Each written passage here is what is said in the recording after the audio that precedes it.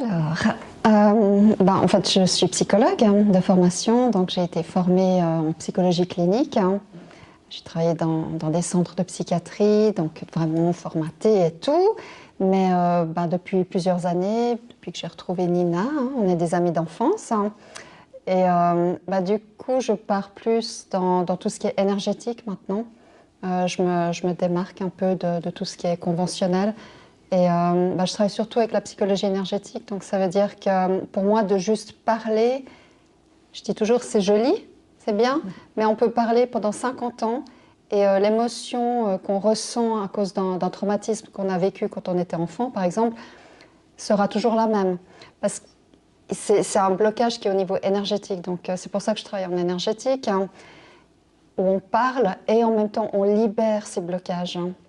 Donc je trouve que c'est très important de travailler à tous les niveaux, de travailler, de pouvoir parler, de pouvoir travailler au niveau énergétique, de même travailler, d'inclure le corps, enfin quelque chose d'holistique. Donc voilà la direction que je prends. Et moi, l'hypnose thérapeutique. Et puis, j'aime bien dire hypnose all inclusive, puisque je ne fais pas que la thérapeutique, mais médicale, énergétique, vibratoire, animalière, sur les enfants, aurique, vu que je vois les auras depuis bébé, depuis la naissance. Donc pour moi, c'est un don qui au début était une tare, maintenant je l'accepte. Et surtout pour les séances d'hypnose, ça m'aide beaucoup, surtout avec les enfants.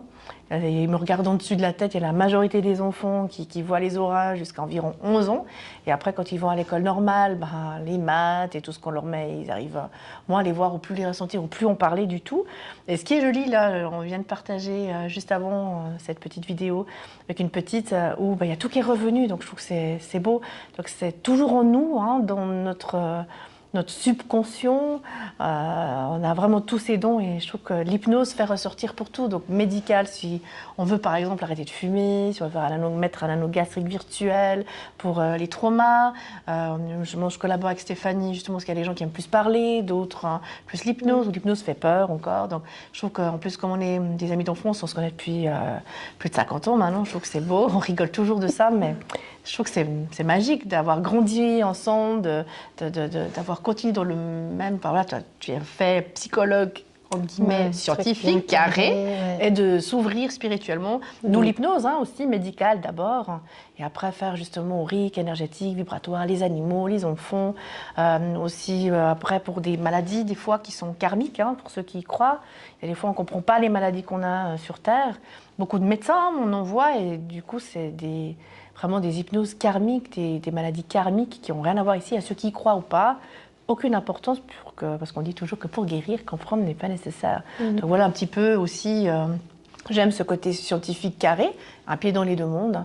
Et comme Stéphanie, on a grandi, on a la base, on aime bien aussi l'épreuve, et après, grandir un pied dans les deux mondes, on va dire ça comme ça. Personnellement, par exemple, arrêter de fumer, ça j'en vois chez Nina. Il y avait autre chose que tu as dit. Par exemple, elle pratique l'hypnose vibratoire avec ta voix, c'est ça? C'est la voix. Donc, moi, c'est pas du tout ça. Je fais pas du tout comme ça. Moi, c'est plutôt des hypnoses guidées, comme des méditations guidées où on va dans des forêts enchantées. Enfin, ou bien je fais des méditations où c'est plutôt, je veux dire, des hypnoses où c'est plus thérapeutique, donc où je fais des régressions à la source du problème. On va travailler sur l'enfant intérieur, où c'est plus, justement, c'est de la thérapie, mais sous hypnose. Mais toi, justement, c'est un peu différent, là. Alors pour moi, comme on a cette complémentarité, mais on a aussi beaucoup de points en commun, d'où on est amis. Et c'est aussi, par exemple, les enfants ou les gens qui ont besoin de plus de suivi ou comme ça, je trouve que c'est important chez Stéphanie, parce que moi, c'est réglé en maximum 2 séances. Je les vois une fois, après j'ai 1 mois d'attente à peu près pour qu'ils pratiquent. Et ensuite, je les revois. En général, en 2 séances, c'est terminé. Et ceux qui veulent plus, qui veulent du suivi, de l'accompagnement, moi, je les envoie chez Stéphanie. Et surtout pour le côté, les gens qui ont un peu peur, je dis, voilà, parce que comme j'ai aussi cette spécialité du tarot, les gens ils viennent en tarot. Et après, quand je dis l'hypnose, non, je dis, mais par contre, je dis, voilà, j'ai Stéphanie qui est psychologue et qui fait aussi l'hypnose. Donc, c'est là, je trouve que l'union fait la force, on est complémentaires. Et c'est selon le cas, en fait. En fait, Moi, j'ai remarqué que souvent des patients qui ont pas mal de problèmes psychiatriques, qui durent depuis pas mal d'années, ça va beaucoup plus loin. Alors, toi, tu disais, il y a des choses karmiques, hein. Il y a aussi justement des choses qui sont ancestrales, qui sont transmises de nos ancêtres, hein. Mais justement, des personnes qui ont vraiment des problèmes graves, hein. Ce que j'ai commencé à réaliser, c'est que, c'est ce que je dis à certains, c'est qu'en fait, c'est comme ils ont un canal qui est ouvert. Ça veut dire qu'ils ont ils ont des dons médiumniques, mais qu'ils n'en sont pas conscients. Et quand le canal est ouvert, ça veut dire qu'il y a plein de choses qui peuvent rentrer. Et ça, justement, c'est pas mon domaine, je connais pas assez. Donc là, par exemple, c'est là que j'enverrai chez toi. Parce que toi, c'est ta spécialité, toi, tu vois les auras. Donc moi, je peux sentir qu'il y a quelque chose de plus profond au niveau énergétique, même en parlant à la personne, je peux sentir que la personne a des dons, qu'il y a quelque chose qui a un côté médiumnique.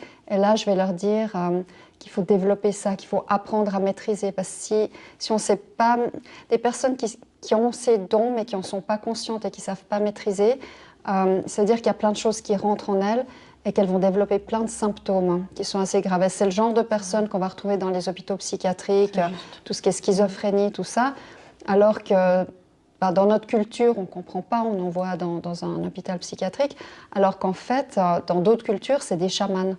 Et c'est des personnes qui devraient être formées, qui devraient apprendre à canaliser.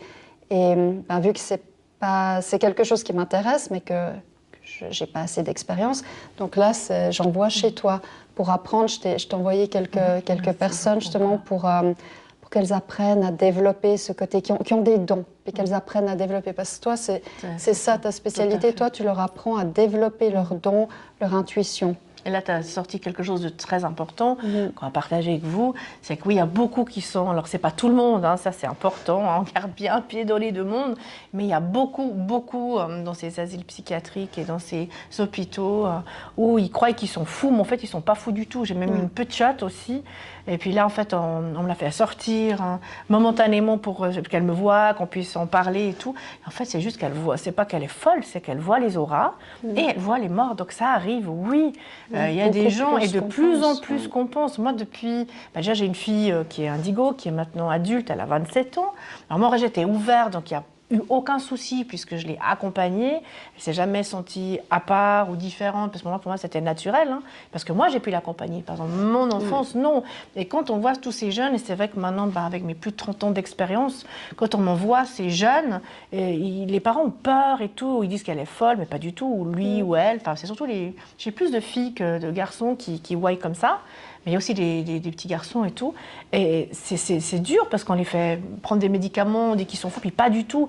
Ils voient les auras et ils voient les morts. Donc c'est naturel, c'est quelque chose que je trouve que c'est bien d'avoir un pied dans les deux mondes. On a dit quand on était enfant, presque tous ceux qui veulent, ceux qui sont sensibles, ils peuvent voir.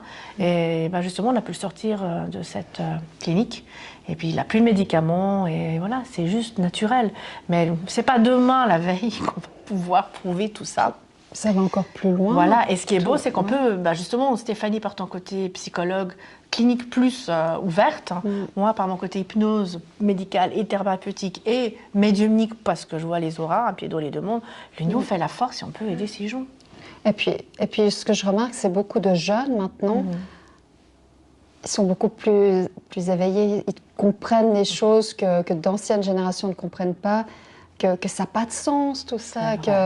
Donc, tous ces diagnostics de hyperactivité, tout ça, où on les met sous médicaments, ça, quand j'étais aux États-Unis, je devais tester des enfants pour leur mettre ce diagnostic.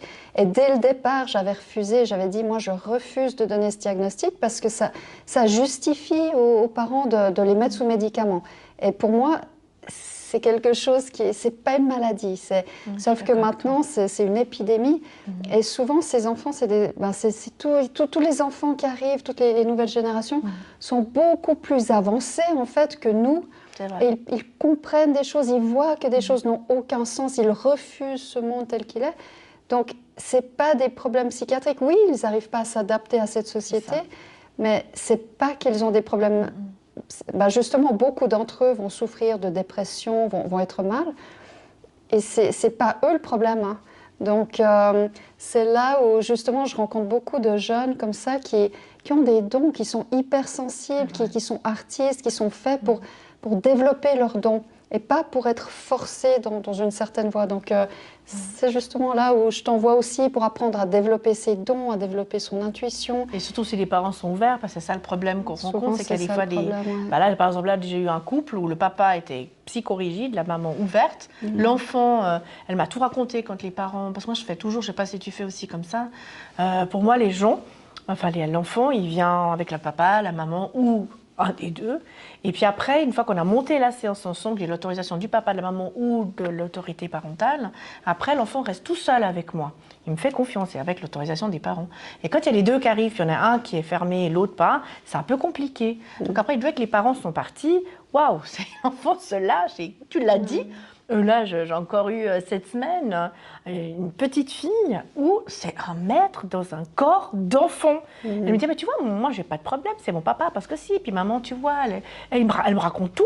Et après, les petits garçons aussi, j'avais un petit bonhomme habillé en costard-cravate. Non, moi, je craque, hein, j'adore les enfants et j'ai vraiment un joli contact avec les enfants. Et ce qui est joli, c'est qu'ils regardent ceux qui sont sensibles, comme tu dis, hypersensibles. Ils regardent l'aura, c'est beau. Et c'est vrai que là, le message, moi, que j'aimerais faire passer, et l'union fait la force avec toi, moi et d'autres, hein, personnes qui sont comme nous, on n'est pas que les deux, c'est vraiment de dire aux parents, c'est pas... Ah, il est hyperactif et tout, on le met sur Ritaline, comme ça, ils ont la paix. À l'école aussi. Ah, mais moi, je me bats beaucoup avec des gens, justement, qui viennent chez moi pour dire « Ah, essaye de m'aider pour pas que mon enfant prenne la Ritaline. » Donc, on apprend à l'enfant à ne pas le prendre. Et puis, comment on peut compenser sous hypnose et auto-hypnose. Et moi, j'avais aussi ce problème, je le connais très bien. Ma fille était hyperactive. Hein, et puis, vous voulez le mettre sur Ritaline et tout. Je dis « C'est exclu. » J'ai dit « Elle est active, elle n'est pas du tout hyperactive. Et pour moi, elle est indigo. Hein, on peut appeler... C'est un enfant. Mais oui, et puis les enfants sont actifs, c'est normal. Je dis, mais au lieu de donner de la Ritaline, faites-les faire du foot, si c'est un garçon, même des femmes. Hein, elles aiment bien. Moi, je faisais du foot quand j'étais jeune. Hein, en tant que fille, bah oui, femme foot, il y a maintenant des équipes. À l'époque, il y avait peu, donc c'était drôle. Hein. Et de faire du tennis ou des arts martiaux. Voilà, qu'il faut être en extérieur et puis plutôt que se terrer une tablette tout le temps, où là, ça les rend encore plus hyperactifs et actifs. Et puis les jeux vidéo aussi. Voilà, les jeux vidéo, s'ils viennent trop addicts et après, ils deviennent plus nerveux. On voit ces petits, là où c'est toujours les jeux de guerre ou taper ou comme ça. Mais là, c'est s'extérioriser, de courir, de faire de l'athlétisme, de faire de la danse ou autre chose. Et là, c'est aux parents. Moi, ce que j'aimerais faire passer comme message, c'est à vous, parents, c'est... À vous de aussi être à l'écoute. Puis écoutez, il y a beaucoup d'enfants qui me disent « Mais mon papa, il ne m'écoute pas. Ma maman non plus. Ah, ils me mettent la tablette. » Voilà. Et j'entends de ces choses. Donc moi, c'est surtout... Ce qui me touche, c'est les enfants d'aujourd'hui, c'est vrai. Je crois que si on veut faire passer un message, aujourd'hui, c'est le monde, hein, ça, qu'on peut le voir. Voilà. On a plus de 50 ans toutes les deux, on a vu... Moi, j'aimais mieux la vie d'avant.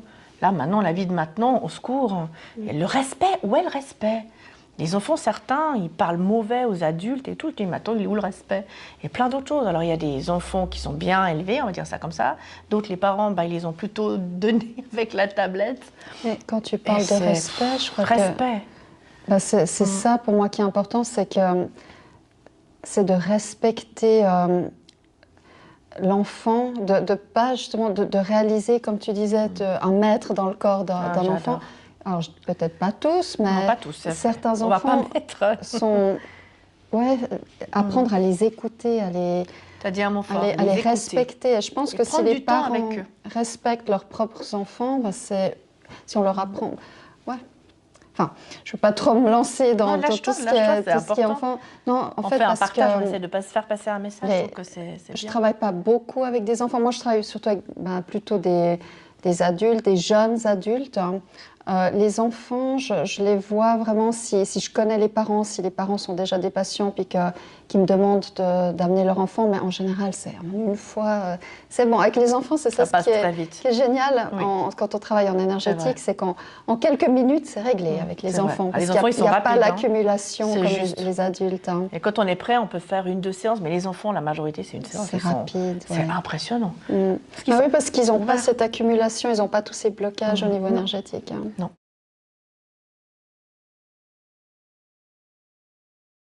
Moi, ce que je dirais, c'est que l'enfant, quand il y a un problème avec l'enfant, c'est le symptôme. Hein. Le problème, il n'est pas avec l'enfant, il est avec les parents.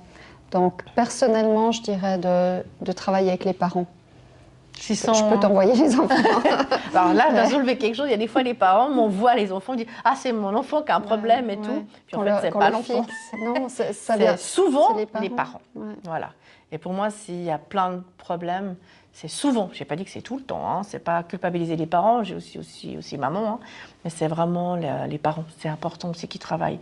Et d'ailleurs, ce qui est joli, c'est que quand ils voient ça se passe sur les enfants, comme ils s'ouvrent, après j'ai quand même souvent la maman, moi le papa, mais souvent la maman qui vient, ah j'aimerais une séance. Et ce que tu as dit par rapport à l'au-delà, alors moi je suis bien placée pour ça. Pour ceux qui ne me connaissent pas, en fait, moi j'ai fait 2 expériences de mort imminente, une que j'avais complètement occultée. Puis c'est qu'en faisant mes études en épigénétique, en pratique en épigénétique, et ma prof me disait « Mais qu'est-ce qui s'est passé à 10 ans et demi ?» J'avais complètement occulté. Donc ma première expérience de mort imminente, j'avais 10 ans et demi. Et c'est tellement un trauma que j'avais occulté. Et la deuxième, c'était à mes 25 ans, une expérience de mort imminente suite à un accident de voiture qui n'était pas de ma faute, hein, où un monsieur ivre a grillé son feu rouge à midi, pas à midi. Puis voilà, je suis décédée, je suis revenue, comme on dit. Et là, j'ai vu de l'autre côté. Donc en fait, moi j'explique aux gens, alors vous pouvez, pour moi, pour guérir, comprendre n'est pas nécessaire. Y croire non plus. Comprendre n'est pas nécessaire, y croire, c'est pas besoin d'y croire, il faut juste faire confiance à la personne. Et comme ça, j'explique mon expérience. J'ai vu de l'autre côté, vu que moi je vois les auras, je vois les morts aussi. Depuis petite, où ça a été très difficile avec mes parents, et par rapport à cette différence, donc j'explique. Et là, en fait, après les gens qui s'ouvrent, tant mieux. Ceux qui s'ouvrent pas, c'est libre arbitre. Hein. Après, on peut pas faire avec tout le monde, mais la petite parenthèse que j'aimerais, c'est de partager, c'est que moi j'ai toujours été sur scène. C'était les gros salons comme Medna, les thérapies naturelles, Univers Indigo, Savoir du mieux vivre. Et là, ça a tout changé. Hein. Là, je vois, il y a plus de 30 ans, puis maintenant on sait. Après, il y a aussi le public a changé. Depuis Covid, ça a tout changé, c'est plus les réseaux. Et c'est vrai que quand on est en face à face, on peut mieux croire, on peut mieux voir. Tandis que quand il y a une tablette hein, ou quand il y a un écran, c'est pas la même chose. Oui, on peut croire la personne, mais quand on la voit en vrai, et ça aussi, je trouve que ça a beaucoup changé. Et comme ça, quand on raconte l'histoire, peu importe que ce soit à travers un réseau comme Instagram, YouTube ou autre, hein, mais quand on est en conférencière sur scène, après il y a le contact physique, la personne vient, l'enfant vient, les parents viennent, et ça, il n'y a plus maintenant, je trouve ça dommage, mais ça marche. Donc moi, je dirais, oui, on va vers un monde encore plus ouvert. Ces enfants, comme tu disais, Stéphanie, ils sont de plus en plus ouverts, ils viennent, mais moi je dirais, non mais je fais de l'humour, hein, mais c'est quand même impressionnant de voir un petit enfant de 7 ans ou 9 ans dans un maître dans un corps de 7 ans ou 9 ans. Et les sorties qu'ils vous font, les théories qui... Oh non, mais c'est hallucinant. Et alors moi, c'est une de mes spécialités, puisque j'ai eu une enfant comme ça, et c'est ce qui m'avait fait connaître en hypnose pour les enfants indigos. Mais c'est un monde où si on ne s'ouvre pas et si les parents ne suivent pas, est-ce qu'on va aller... Mais on y va, hein, ça c'est sûr, mais où va-t-on? Moi, ça serait plus des expériences à travers plutôt la méditation. J'ai voyagé pendant pas mal de temps, plus d'1 année, j'étais en Asie. J'ai pratiqué beaucoup de méditation. C'est là que j'ai aussi appris à travailler avec l'énergie. Et pendant une méditation, donc c'était une retraite intensive, hein, c'était pas juste une petite méditation, c'était certainement l'expérience la plus difficile de ma vie. Hein, c'était une retraite Vipassana, pour ceux qui connaissent, donc 10 jours en silence. Donc je me suis engagée sans vraiment savoir dans quoi je m'engageais. Mais j'ai fait une expérience à un moment où, du reste, j'en ai discuté avec un moine dernièrement pour essayer de comprendre. Puis il m'a dit, mais ça, c'était une expérience de samadhi. Et samadhi, ça veut dire... c'est-à-dire qu'à un moment, on doit faire un scan, hein, on doit scanner tout le corps avec la conscience, scanner tout le corps, tout le ressenti partout. Et à un moment, je n'existais plus. Je ne sais pas comment expliquer. Tout était énergie. Et il y avait juste cette énergie qui faisait comme ça. Et pendant, je ne sais pas combien de temps ça a duré, mais c'était juste... Il n'y avait plus de corps, il n'y avait plus rien. Tout était énergie. Et ça, c'était une des premières expériences vraiment où j'ai vraiment senti que... quand on dit que tout est énergie, c'est ce que je dis tout le temps, hein, que tout est énergie, mais là, je l'ai vécu. Il y avait vraiment plus le corps, il n'y avait plus de sensations, il n'y avait plus de douleur, il y avait juste ce bien-être, cette énergie qui bougeait. Et ça, je pense que ça a été un début d'éveil. Hein. Ça n'a pas duré très longtemps, parce qu'évidemment, au moment où j'ai réalisé qu'il y avait ça qui se passait, je me suis dit « Oh !» Puis je suis revenue dans le corps. Sinon, d'expérience dans l'au-delà, j'utilise beaucoup l'EFT quand je travaille. J'ai eu une expérience un peu bizarre une fois, mais c'était au tout début et où je travaille en EFT avec quelqu'un et je me dis régulièrement quand je travaille en EFT avec des personnes, tout d'un coup on va parler de personnes décédées. C'est comme s'il y a toujours des personnes décédées qui viennent et on était en train de travailler avec une personne et il me parlait de son parrain et c'est la première fois que ça m'est arrivé. Et tout d'un coup, j'avais vraiment l'impression de voir cette personne à côté de lui. Puis ça me déconcentrait. Puis au bout d'un moment, j'ai dit, il avait une barbe, votre parrain? Puis il me fait, oui. Puis j'étais là, ok. Puis j'ai pas dit pourquoi, parce que j'ai jamais vécu ça. Donc, et j'ai eu plusieurs fois des petites expériences comme ça. Une fois avec une patiente où je faisais une longue hypnose, justement avec des régressions. C'est la thérapie, ça s'appelle RTT. Thérapie de transformation rapide. Et à un moment, je lui demandais de retourner à la cause de son problème. Puis il y a des personnes qui ont de la peine à faire des régressions. Et elle me disait, je vois rien, il n'y a rien. Puis je lui ai dit, allez dans un endroit où vous êtes bien. Et elle s'est retrouvée dans le jardin de sa grand-mère. Et tout d'un coup, elle a fait la connexion avec la grand-mère. Et là, je lui ai dit, maintenant, prenez un moment et vous allez parler à votre grand-mère qui était décédée. Vous allez lui dire tout ce que vous ressentez. Et en fait, elle a commencé ça et la connexion s'est arrêtée. Et j'étais là, oups. Et je pouvais rien faire, c'était sur Zoom. Donc j'ai attendu. Puis au bout d'un moment, elle m'a recontactée parce qu'elle a réalisé qu'il n'y avait plus personne. Mais du coup, elle a continué à parler à sa grand-mère. Elle a parlé. Puis quand elle n'avait plus rien à dire, elle s'est dit, c'est bizarre, j'entends plus Stéphanie. Puis là, elle a réalisé que son ordinateur s'était planté. Et elle m'a recontactée. Puis là, du coup, en fait, le problème d'origine pour lequel elle venait est parti. Et donc c'est là où il y a eu comme des interventions un peu de l'au-delà qui se sont un peu incrustées au milieu de la thérapie. Donc voilà, je ne veux pas... Mais j'ai eu plusieurs exemples. Ça, je rebondis pour pas que les gens aient peur. Et ça, je trouve que c'est important pour ceux qui écoutent la vidéo. Ils vont dire, même si la connexion, parce que moi, je me suis toujours dit, les hypnoses à distance, justement, ce que tu m'avais raconté, justement, je la connaissais, cette histoire. Et c'est que si ça coupe, il faut que les gens soient rassurés. Parce qu'on revient naturellement, même si on est en hypnose, même si les gens, ils ne savent pas. Oui, il y en a qui ont juste peur, pour rassurer, donc il ne faut pas avoir peur. Même si tu as Stéphanie ou moi ou quelqu'un d'autre, vous êtes en séance à distance, vous revenez tout de suite. Pas tout de suite, c'est pas vrai, à votre rythme. C'est vrai qu'il y a des personnes qui ont peur de rester bloquées en hypnose. C'est bien entre les deux de dire, allez, je rebondis, il ne faut pas avoir peur. Parce qu'ils disent, je vais rester bloquée, je vais rester de l'autre côté, je ne peux pas revenir. C'est comme si vous dormez. En fait, c'est comme si vous dormez et que tout d'un coup, au bout d'un moment, vous allez vous réveiller. Mais des personnes qui n'ont pas envie de revenir, c'est juste parce qu'elles sont tellement bien de l'autre côté. Enfin, en état d'hypnose, c'est juste un état de relaxation profond. Il n'y a rien d'inquiétant. C'est juste c'est juste un peu différent de dormir. Et en fait, il y a des personnes qui sont restées coincées, et puis les personnes autour ont paniqué et tout, mais c'est juste qu'elles étaient tellement bien qu'elles n'avaient pas envie de revenir. C'est comme quand on dort, on n'a pas envie, mais bon, au bout d'un moment, voilà, on revient. On peut pas rester bloqué en hypnose. Faut voir ça comme une relaxation profonde, et puis éventuellement, on revient quand on est prêt. Enfin, en général, quand on nous dit, mais il y a des personnes... Alors, je précise, avec les professionnels qui font avec le cœur, l'éthique, parce qu'il y a aussi, ça, je peux juste rebondir là-dessus, si ça peut intéresser, c'est quand ils font des régressions de vie antérieure. Et puis des fois, ce n'est pas toujours des jolies régressions. Des fois, par rapport à la maladie karmique ou autre, ils se sont fait guillotiner ou brûler ou autre chose. Et puis si la thérapeute, elle panique, et puis elle la laisse sur le bûcher, ou la laisse avec Non, je rigole, mais je rigole pas. J'ai récupéré beaucoup, parce qu'il y a de tout dans tous les milieux, et il y en a qui paniquent justement, comme thérapeute. Oh, comment je fais tout ça? Puis du coup, ça va pas. Alors là, ça va pas, ils reviennent avec des traumas.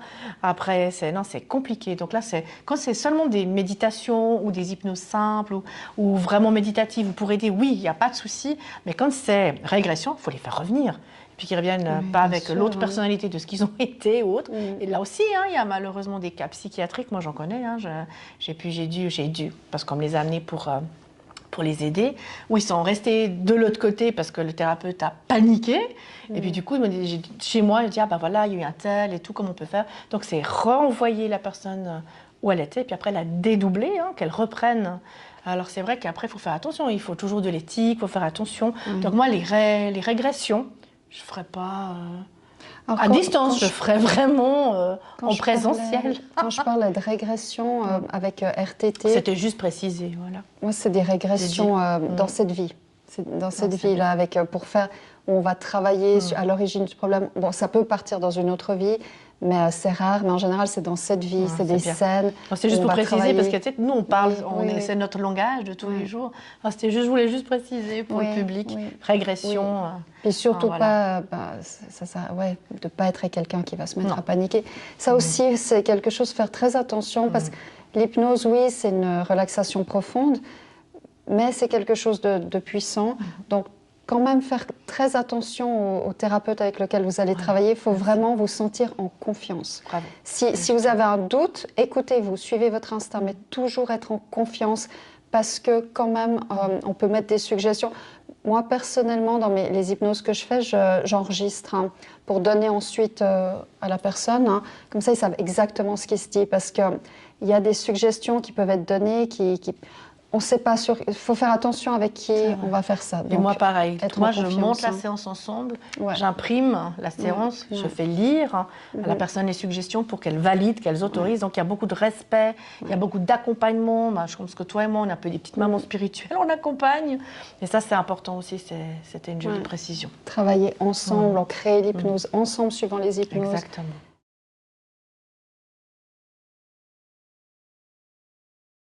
Moi, je dis toujours, et je le dirai toujours, l'union fait la force. Ça, c'est important. On est tous uniques, on est tous différents. Et puis, il y a des spécialités chez chacun, chez chacune. Et je trouve que c'est important d'expérimenter, parce que sur Terre, on est là pour apprendre, pour expérimenter. Et j'adore l'outil de l'hypnose, ça, c'est important. Puisque moi, ça m'a sauvé la vie j'ai aucune séquelle suite à mes expériences de mort imminente. Et je trouve que c'est pour moi l'outil le plus merveilleux, l'hypnose. Et quand je ne sais pas et que les gens n'arrivent pas parce que le mental est trop là, présent, j'adore le tarot. D'où je suis tarologue aussi. Voilà, c'est mon dada aussi. Je tire le tarot depuis l'âge de 6 ans. Je vais fêter mes 55 ans cette année. Et c'est vrai que ça ne m'a jamais trompée. C'est le message de votre âme, en fait. Et voilà, moi je trouve que c'est des beaux outils, expérimentez, amusez-vous, et surtout, tu l'as bien dit, c'est choisir votre thérapeute. C'est important, la confiance.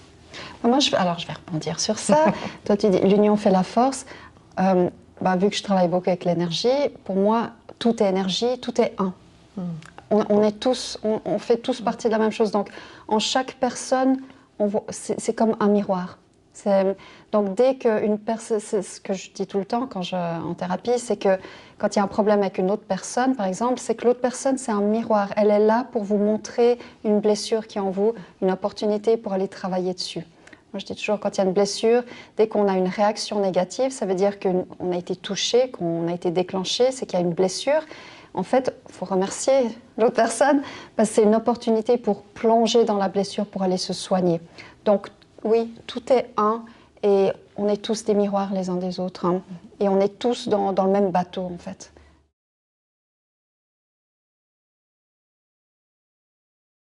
Moi, j'ai mon site, stephanie-wakeman.ch, et puis j'ai Instagram, c'est quoi, psychologie _ énergétique, et là, je poste des petites vidéos, je poste plein de choses, et puis on peut me poser des questions. Stéphanie est à Montreux. Oui, je suis à Montreux. Mais je fais aussi des séances en ligne, si jamais. C'est chou. Et moi aussi, je suis à Montreux. Voilà, on est des amis d'enfance de Montreux. Et pour moi aussi, mon site internet, www.ninamontangero.ch. Et oui, je me suis enfin mise sur les réseaux. J'ai beaucoup de peine, je ne cache pas. Je suis plus, soyez patient, tolérant. Voilà, j'adore plutôt le one-to-one ou les conférences. Mais voilà, je m'amuse, j'apprends, j'expérimente, je sors de ma zone de confort. Je suis tout récemment sur Instagram, Facebook et ma chaîne YouTube. Et puis, merci à toi de nous avoir posé ces questions. Merci beaucoup. Et je vous fais des gros bisous. Gros bisous. Et gros bisous à toi aussi. Gros bisous.